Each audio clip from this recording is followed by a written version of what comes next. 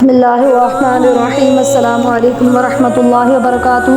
سلف صالحین جب بستر پر سونے لگتے اور چادر بستر کی اکٹھی ہو جاتی تو کہتے کہ لگتا ہے ہماری جو ہے نیند میں چین نہیں ہے، اور یہ اس وجہ سے ہے کہ ہم سے کوئی نہ کوئی غلطی ضرور ہوئی ہوگی۔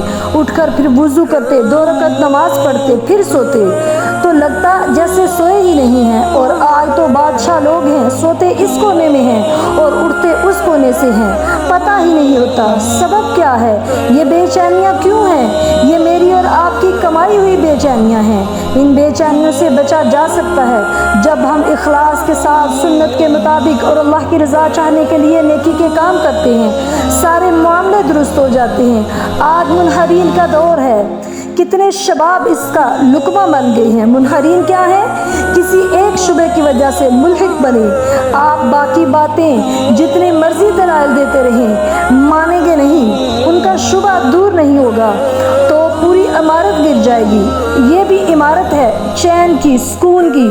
جب تم نے رب کو راضی کر لیا تو اس دنیا کی طاقت ہے کون کہ جو آپ کو تکلیف پہنچا سکے؟ دنیا کی ایسی مصیبت ہے کون سی جو آپ کے سامنے کھڑی ہو سکے؟ کیونکہ اللہ آپ سے راضی ہے، اس لیے جس چیز سے انسان کو دکھ پہنچتا ہے اللہ تعالیٰ اس میں بھی خیر کرنے پر قادر ہے۔ اگر مفسرین کی بات مان لی جائے کہ وہ قمیض لے کر آئے تھے یوسف علیہ السلام کے بھائی، تو قمیض کو دیکھ کر رو رو کر نابینا ہو گئے تھے یعقوب علیہ السلام، وَأَبْيَضَّتْ عَيْنَاهُ مِنَ الْحُزْنِ، لیکن پھر اس قمیض کو بنیامین علیہ السلام نے سنبھال لیا تھا، اور بنیامین جو ہے وہ رازدان تھے اپنے باپ کے، لیکن باپ نے بتایا نہیں تھا، لیکن وہ یہ سمجھتے تھے کہ جب وہ رو کر دعا کر رہے تھے کہ یا اللہ میرا بیٹا مجھے ملا دینا، تو یہ سن کر بنیامین علیہ السلام سمجھ چکے تھے کہ لگتا ہے حضرت یوسف علیہ السلام زندہ ہیں۔ تو پھر جب بھائیوں کے ساتھ حضرت یوسف علیہ السلام کے پاس گئے تو وہ قمیض بھی ساتھ لے کر گئے۔ اتفاق سے جب ماپنے والا جو ٹوپا تھا، پیمانہ تھا، وہ چھپایا ہے ان لوگوں کے ذریعے یوسف علیہ السلام نے، تو حیران تو تب ہوئے جب اس میں سے قمیض بھی نکل گئی، تو وہ انہوں نے رکھ لی، اور پھر حیرانگی کی بات ہے کہ وہی قمیض پھر حضرت یوسف علیہ السلام نے بھجوائی، اسی قمیض کے وہی کہ وَلَمَّا جَاءَ الْبَشِيرُ أَلْقَاهُ عَلَى وَجْهِهِ فَارْتَدَّ بَصِيرًا، جس قمیض کو دیکھ کر نابینا ہوئے تھے اسی قمیض میں اللہ تعالیٰ نے وہاں پہنچایا تو دوبارہ آنکھیں مل گئیں۔ سبحان اللہ، اللہ قادر ہے، اور بہانے پھر اللہ تعالیٰ خود بناتے ہیں، بندے کو بہانے بنانے کی ضرورت نہیں ہوتی۔ تو وہ تو کنویں میں گر گئے تھے، وہیں گرے رہتے، اللہ کو پیارے ہو جاتے۔ پیاس قافلے والوں کو کس نے لگائی تھی؟ تو اور وہاں سے نہ پیتے کہ نہیں یہاں ہی پی لیتے ہیں، ڈول ڈالا اور ان کو نکالا، پھر وہ بک جاتے، کسی اور جگہ چلے جاتے۔ مصر کا رخ انہوں نے کیوں کیا؟ اپنا راستہ انہوں نے چینج کیا۔ وہ شخص جس کے دل میں یہ خواہش پیدا ہوئی کہ عزیز مصر کے دل میں کہ اسے اپنا بیٹا بنا لے، تو یہ خواہش کس نے پیدا کی؟ پھر جیل میں چلے گئے، خواب آیا، اور خواب کس کی طرف سے آتا ہے؟ کیا بندہ زبردستی خواب لا سکتا ہے؟ پھر بادشاہ کو خواب کس نے دکھایا؟ یہ سارے بہانے بن گئے، اور بناتا کون ہے؟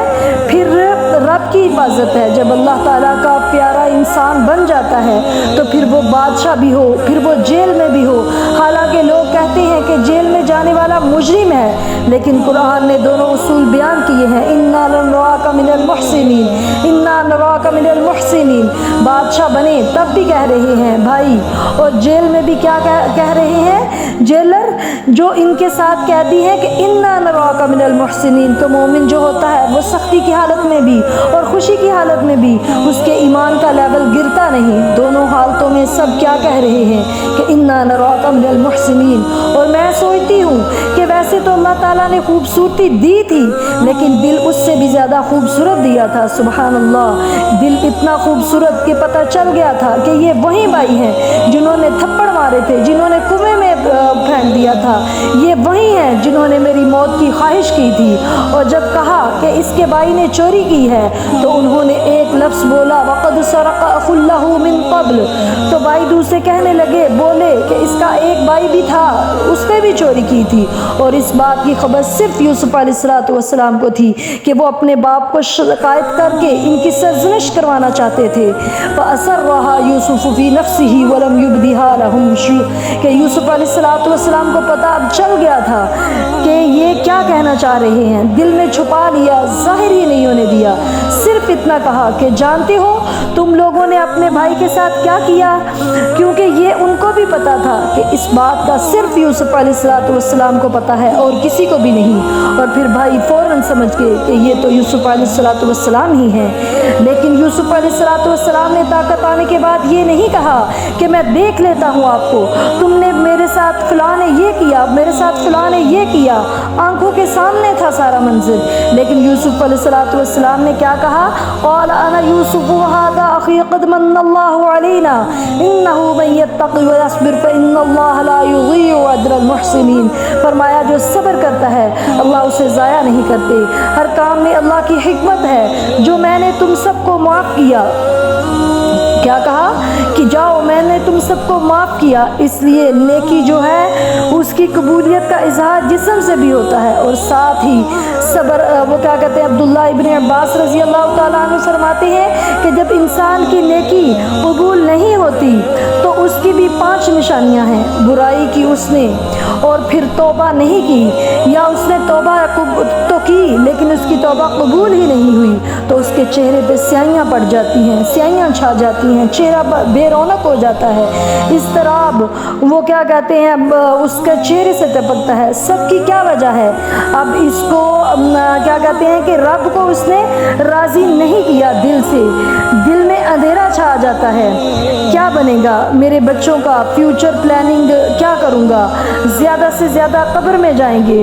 تو اس لیے خدا را اپنی نیت کو آل ٹائم صاف رکھیں اور صبر کریں تکلیف پہنچنے پر، اور اللہ تعالیٰ سے بہترین وقت کی جو ہے وہ توقع رکھیں، تو انشاءاللہ تعالیٰ اللہ تعالیٰ اپنے بندے کے صبر کی وجہ سے اسے کبھی ضائع نہیں کرتا، اس کی اچھی نیت کا اسے ضرور اجر دیتا ہے۔ السلام علیکم ورحمۃ اللہ وبرکاتہ۔